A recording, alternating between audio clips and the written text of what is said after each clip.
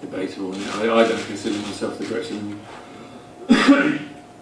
Just to be mentioning those guys like Steve and Sir Chris and all those is an honour in itself, And I saw this debate with Phelps yesterday whether he was the greatest Olympian in terms of medals, and everyone has their own opinion on it.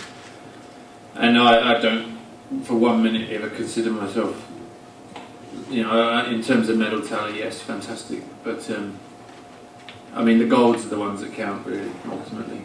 And I'm up there with Chris and Steve and that, but which is brilliant, I never imagined that when I was a kid, but so to be up there in those companies, fantastic. And but in terms of medal tally, then it's just a number, really, and whatever it is, But yeah, it's just another thing to take in and try and absorb, really, along with everything else that's happened in the last 6 weeks. I left home 6 weeks ago for the Tour de France, relatively, in cycling circles known, but relatively no one, in general public.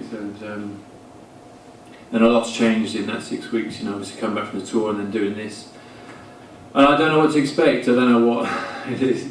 It's a bit overwhelming at the moment, and it's a bit cliche, but I never expected this sort of thing to happen to me. And I have a lot of appreciation for what people achieve in sport, and I've got a lot of heroes and people I idolise in sport for what they've achieved. So to just be up there and be looked upon as inspiring or whatever, as some people have said to me, then it's brilliant. And but as to what comes next, the minute I step out of the Olympic Games and try and go back into normal life, I don't know. But one thing, I'm quite adamant that things aren't going to change too much. I'm going to try and continue as things were.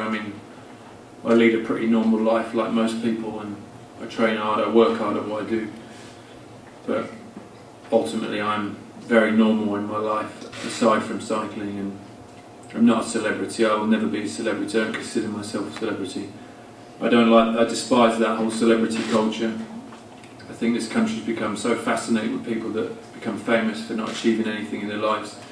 And I think that all the army people that have been here at the security checkpoints and things through this Olympic Games, you speak to them and you see what one of the fellas said to me yesterday, that he read my book the night before they went into Helmand, and for someone like that to say that to you, I think that summed it up to me, because that was because those kind of people are real heroes. What they have to go through, and this is just sport, and it's nothing. It's a different world, So that's sort of more humbling, really. And I think that's kind of keeping that check of reality of what this is. At the end of the day, we're sportsmen. We do what we do, and it's fantastic. But there are other things out there in the world that are far more important than what we're doing on this stage.